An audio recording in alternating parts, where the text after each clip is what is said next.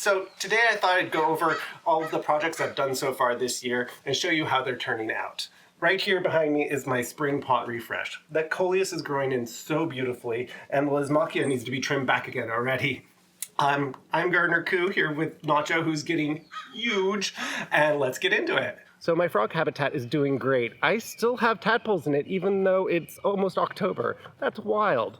So do get one of these and help our little froggy friends. They are so cool, and I always get these little frogs everywhere in my garden now. I find them every day. So beans were a bit of a mixed bag this year. The peanuts I planted in cloches, and once they filled up the cloche, I took them off and they just kind of melted and disappeared. We had the coldest summer since before I was born this year, and believe me, it was unpleasant. The Italian flat beans, like these guys, did amazingly well. They're being attacked by some bug right now, but they're going down anyway, so I don't really care.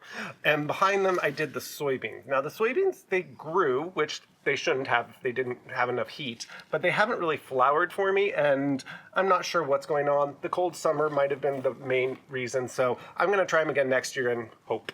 So I'm still really loving my orange triangles, but I want to move them to the herb garden. I have a different idea for a statement piece out here, but they have really faded in just a few months since I did them. So I'm going to repaint them, and then I'm going to hit them with this clear coat from Krylon. It's supposedly UV protectant, so hopefully they won't fade. If they do still fade, then I'm going to just paint them neon. So my water lily has been doing great. I ended up adding a goldfish because the frogs were being a bit much, and the goldfish keeps the frogs away, and it's right next to our bedroom window. I have all my frog habitats in the front yard. It's grown all summer long, filled up this pot. It's had lots of beautiful flowers, and it still has flowers coming. I couldn't be happier with it. So as you can see, my large branch propagation is going really well. Charlie here, Brugmansia Charles Grimaldi, is just growing so fast, and I'm so happy to have another one and a backup. Over here, the Begonia luxurians is doing really well. It's putting out new branches and new leaves.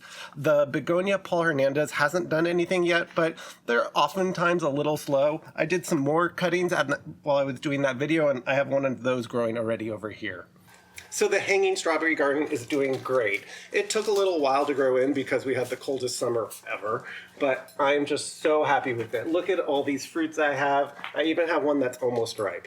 I so recommend you do this one. So this is my favorite project that we did this year, the Murderbot Garden. That color is just amazing now that things have grown in. It really stands out against the house. And when we're at the fire pit, it's really nice to look, and it's just such an art installation feel to it. You've got to do it.